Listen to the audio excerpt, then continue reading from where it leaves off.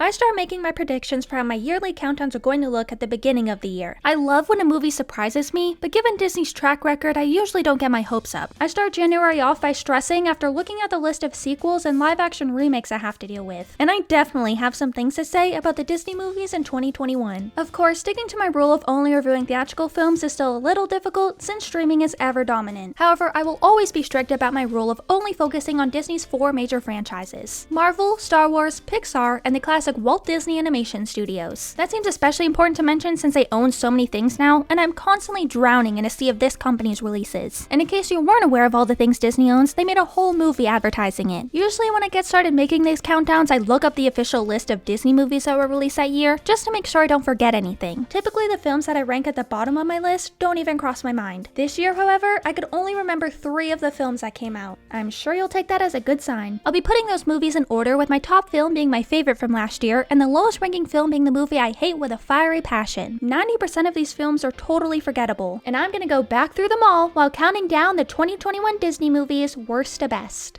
Number 9. This movie insulted every single one of my senses when I first watched it, and it continues to haunt me every day. Since its release, I've heard a lot more people excusing its stupidity by saying it's just a harmless adventure not meant to be taken seriously, but there are so many better adventure movies out there. It's such an insulting mess, and I don't want to talk about it anymore. Solid 2 out of 10. Number 8.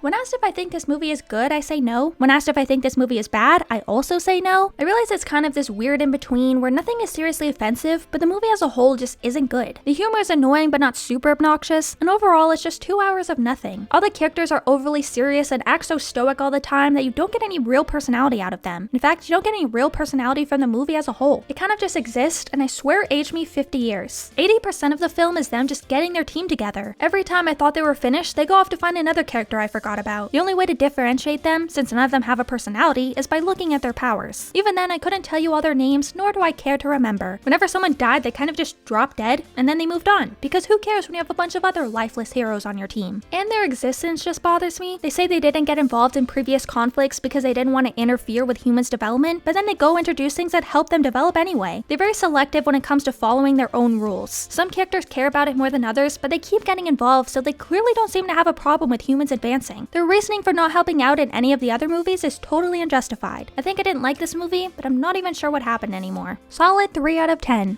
Number 7. I feel like I gave this movie one too many compliments when it first came out. I was just intrigued by a Disney live-action remake that wasn't just a shot-for-shot replica of the original. However, this movie's very existence insults me, and my annoyance grows every day. I don't know why it's become so popular to erase different villains' evil history and pretend like they never did any wrong. Cruella is practically an animal rights activist in this story. They show us that she had a dog growing up, so she would never hurt any Dalmatians. She would never be abusive to Horace and Jasper. They grew up together. They even seem to be starting a romance. Because that's what we needed. I'm so not a fan of them ruining characters this way. I truly don't know how I sat through a full 2 hours of Emma Stone's performance, because while she is charming, the voice she puts on is so obnoxious. She weirdly draws out every syllable, and it's so distracting. That's the past. I'm Cruella.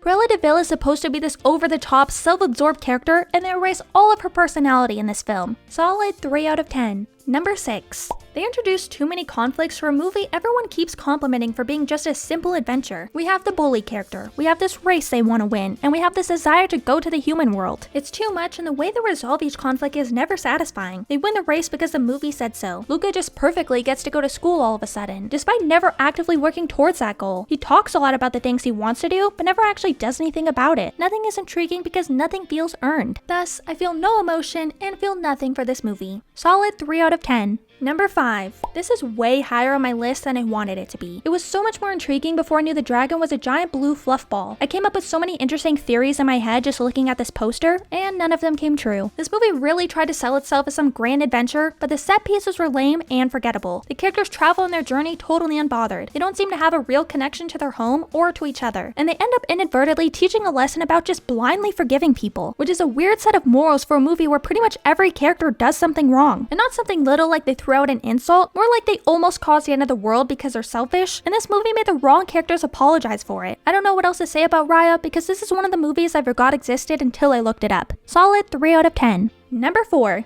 This really felt like the most average Marvel movie ever, and it's a backstory we so didn't need. Seeing her sister in Hawkeye meant nothing to me, and that's exactly how I feel about this movie as a whole. I think talking about it now continues to add to the over-explanation problem, so I'm gonna move on. Solid 5 out of 10. I do find the animation in the previous entries to be more visually stimulating, but there are far more things that annoy me in those films, whereas I can totally just turn my brain off when I watch this. So know that even though we're getting higher up on my list, I really don't care enough about any of these past few films to develop a proper argument as to what should be ranked above what. Number 3. Why the title wasn't just his name, I don't know, because we really don't get a lot of information about the 10 rings. They don't feel a part of his identity the way Thor's hammer does. When his dad passes the rings onto him, it doesn't feel like a grand moment, and it certainly doesn't feel earned. All of the hand-to-hand combat is great, the bus scene was quite memorable and definitely the highlight of the film. However, they scrap all of that interesting action in the last third, so they can make time for the typical Marvel final battle against some mindless CGI monsters. It really didn't make sense for this story to make that jump. I really thought for sure the dad was gonna end up being the main villain. It's interesting that he's dealing with his own conflict, mourning the loss of his wife, but we never get a proper ending to his arc. He dies with his kids still pretty much hating him. They were never given the time to reflect and understand each other's motives. Every little conflict they deal with is usually resolved within the next couple of scenes. I thought the main action would be the dad trying to find his kids the whole time. That creates so much tension and suspense that would lead to the final battle well. However, the film resolves that issue by having the dad just find them, super casually, like it was no trouble at all. The humor in this movie is a bunch of obnoxious pop culture references,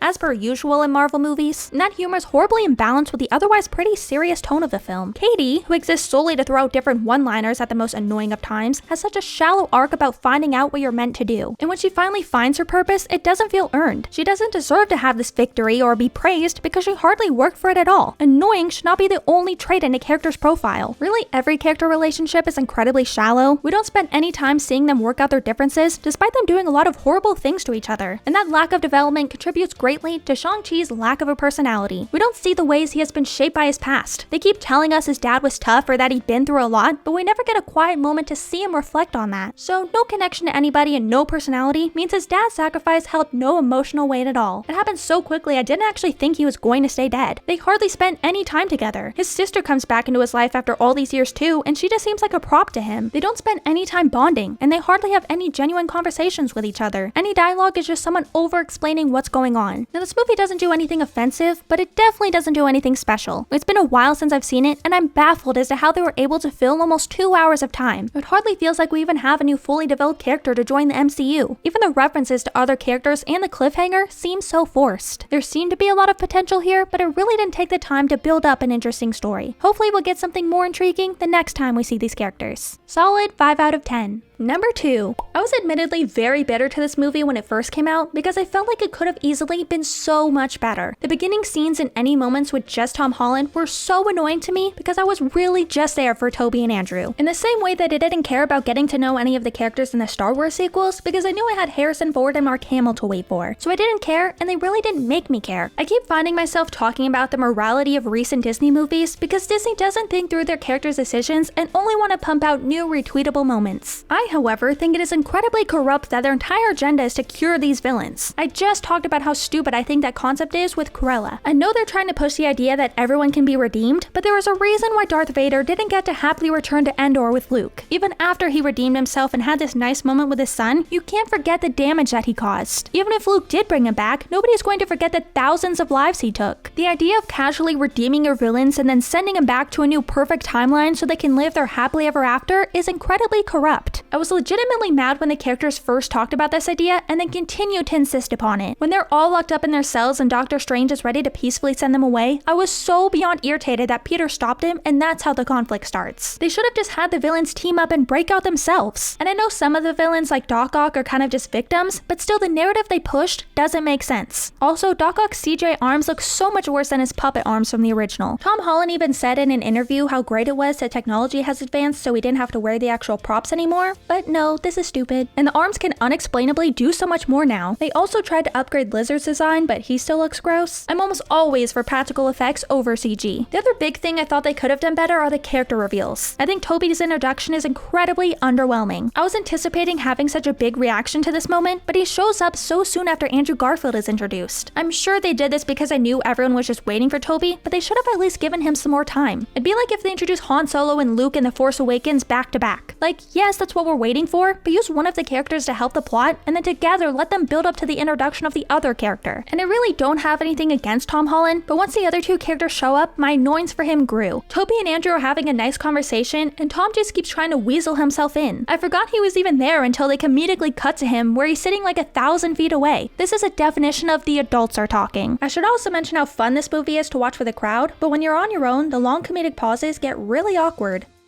He died in my arms after he tried to kill me. It's heartbreaking.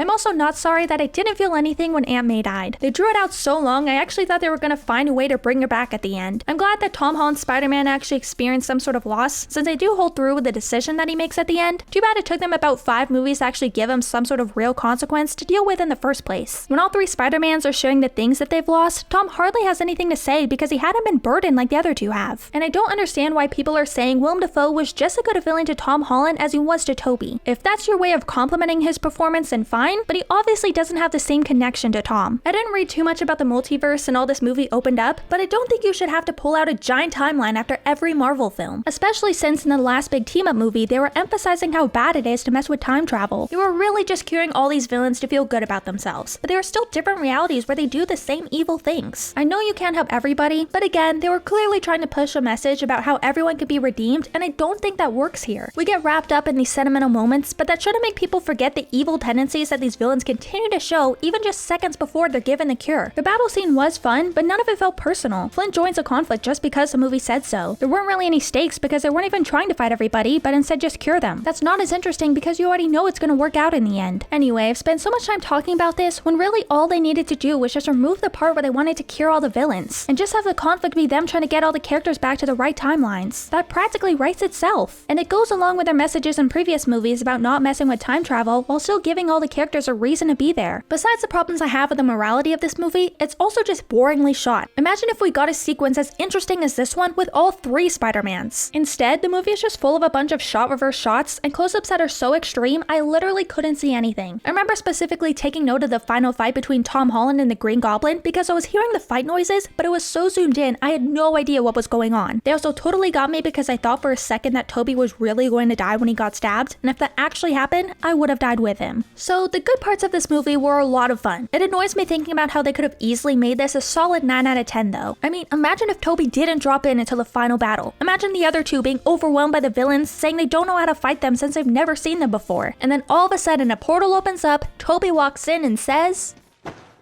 Pizza time. Also, who really cares about this movie when they didn't even confirm Spider-Man 4? Solid 6 out of 10. I feel like increasing it to a 7 anytime I think of the scenes with Andrew and Toby, but without them, it's weak. And my favorite Disney movie from 2021 is not just my favorite movie from 2021, but one of the best I've seen in a while. I always love my top entries, but none of them have hit me as hard as Encanto did. As far as I'm concerned, this movie is practically perfect. And after the year we had, I was truly not expecting this. Now, I wasn't a big fan of how they started off the movie. I think it would have been so much stronger if they immediately started off with the first song. However, unlike other movies that start off with this spoken exposition, this conversation really seems like a genuine one the characters would actually have. So, I'll allow it. The first time I watched this, I felt like the characters' profiles went by a little too quickly during the opening song. However, they're each given their own perfect amount of time to shine throughout the film, so I walked out of the theater knowing exactly who was who. And I wasn't expecting Disney to be able to pull that off because there are a lot of characters here, but they're bonded together so well. And that isn't just due to the fact that they're family. They're just given the chance to really talk to each other to the point where you couldn't take a single person out without ruining the entire film. There are a lot of subtle details that help develop the characters' personalities, and so many callbacks that don't feel forced. Unlike in other modern Disney movies that beat you over the head with certain jokes or might clear their uses of foreshadowing. And obviously, besides the family dynamic, the music is the strongest aspect of this movie. I'm no music expert, but as a Disney song lover, I can say without a doubt that this is one of their best soundtracks. It's difficult to pick a favorite song. They're all bops and push the story forward so well, and all of the songs instantly grabbed me. I was already singing them while walking out of the theater. It's hard to compare to other Disney movie soundtracks because they definitely feel more musical style, but the compliments I have are endless. The chorus of surface pressure hits me so hard every time. Everyone rightfully talks about Camilo's verse and we don't talk about Bruno as a definition of lit, but I think Dolores was equally wonderful. Truly just a work of genius. Every single song has excellent rhymes and brilliant metaphors. The animation and choreography that goes with each song is always stunning. The only thing is I'm not crazy about the inconsistencies of them breaking the fourth wall. Sometimes the characters are singing to each other and other times it's a little distracting. Now the first time I watched this I was really on edge up until the final song, thinking that the film was going to be ruined by one of Disney's bad modern movie habits, especially based on what I saw from the trailer. I kept getting worried that Mirabelle was going to go on an adventure to prove herself, but I'm glad they kept the location the same. There's so much that could be done here and they took full advantage of that. I'm glad Bruno didn't turn out to be a twist villain or reveal a secret motive to betray everyone. I was also afraid a lot of the conflict was going to come from the romance and a complicated love triangle, but all the conflicts felt real and justified. They didn't create random conflicts just to have something, which is great because a lot of newer Disney movies create conflict solely by having there be a ridiculous time limit that they need to operate by, but there's no ticking clock in this movie. Their paranoia creates this newfound tension and it's very intriguing. This really was just a simple story that was elevated so highly by the emotion. I was afraid they'd go over the top or get really sappy, but all of the characters confront their emotions in a very mature way. I mean, hearing a Disney character straight up say, "I'm not fine," is really moving. The characters are very transparent with their emotions, which allows the film to explore these feelings in a new, complex way. A lot of the characters' arcs include them breaking down that emotional barrier and admitting the ways they truly feel. I do think they needed to create a stronger sense of urgency to justify this sacrifice being made. They should have just shown that she was falling behind because she's carrying her 3 kids. I still feel all of the emotions from the scene, but he looks like he did this just because the movie told him to. Really, any of the criticisms I have are just little quirks. Many are just a result of Disney always feeling like they need to over-explain things. These kids are here so they can have someone always ask out loud what's happening, as if we can't figure it out. Not the movie's fault, but I wish it was fine-tuned, because then I'd have nothing negative to say about this at all. I really haven't been this excited about a Disney film in a while, but it felt great to go home and be excited to download the soundtrack and rewatch my favorite scenes. I even rewatched different animated films to see how it compared, and that really helped me decide on my score. I don't know how many more of these I'm gonna give out to a Disney film in my lifetime, but I'm so happy to give Encanto a solid 10 out of 10.